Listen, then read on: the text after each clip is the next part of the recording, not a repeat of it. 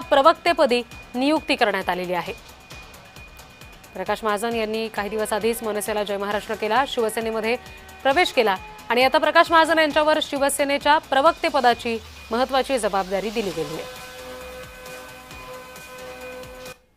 पुढच्या बातमीकडे वळूया। मालेगाव मनपा निवडणुकीची अर्ज नोंदणी प्रक्रिया मंदावलेली आहे। युती आघाडी संदर्भात स्पष्टता नाहीये आणि त्याच्यामुळे अनेक उमेदवार सध्या प्रतीक्षेत आहेत।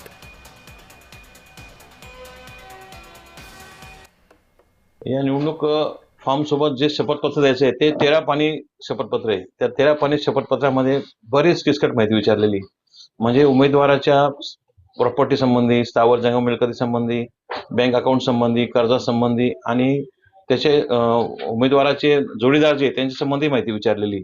तसं मागे जे इलेक्शन निवडणूक लढवली असेल तर त्याची माहिती विचारलेली की तुम्ही मागच्या निवडणूक इलेक्शन फॉर्म मध्ये काय काय खर्च दाखवलेला आहे। या सगळ्या गोष्टीचा ताळमेळ लावताना खूपच ताळमेळ उडतीये आणि याची कागदपत्र गोळा करताना पब्लिकला खूपच त्रास होतोय। पुढची बातमी। मुंबई पालिकेसंदर्भात भाजपची बैठक होणार आहे। भाजपचे राष्ट्रीय महामंत्री BL संतोष यांच्या उपस्थितीमध्ये बैठक आहे। दादरच्या वसंत स्मृती पक्ष कार्यालयामध्ये बैठक होणार आहे।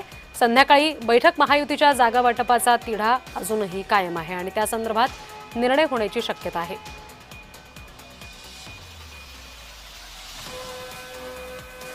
पुढच्या बातमीकडे जाऊया। ठाकरे बंधूंच्या युतीमध्ये मराठी बहुल भागातील जागांचा पेच मात्र अजूनही कायम आहे। मनसेकडून अतिरिक्त 18 जागांची मागणी करण्यात आली आहे। दादर, माहीम, वरळी, शिवडी, विक्रोळी